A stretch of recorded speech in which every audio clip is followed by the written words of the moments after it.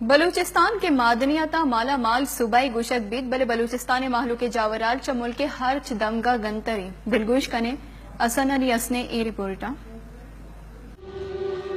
نقش فریادی ہے کس کی شوخی ہے تحریر کا، کاغذی ہے پیرہن اور پے کرے تصویر کا۔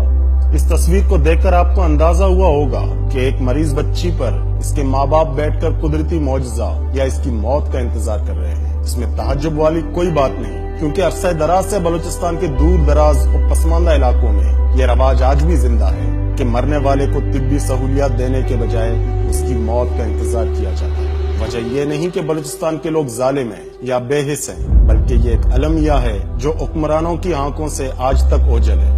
یہ بچی ایک پسماندہ علاقے سے تعلق رکھتی ہے۔ ایسے بلوچستان کے بہت سارے علاقے ہیں جہاں پر نہ طبی سہولیات موجود ہیں، نہ پکے روڈ اور سڑک، اور لوگ اتنے غریب اور لاچار ہیں کہ اپنے پیاروں کو علاج و معالجے کے لیے دور دراز شہروں میں بھی نہیں لے جا سکتے۔ یہ تصویر سوالیہ نشان ہے صوبائی وزیر صحت کے لیے۔ یہ تصویر چیخ چیخ کر پکار رہی ہے ملک کے ان حکمرانوں کو جو بلوچستان کی ترقی کے گن گاتے نہیں تھکتے۔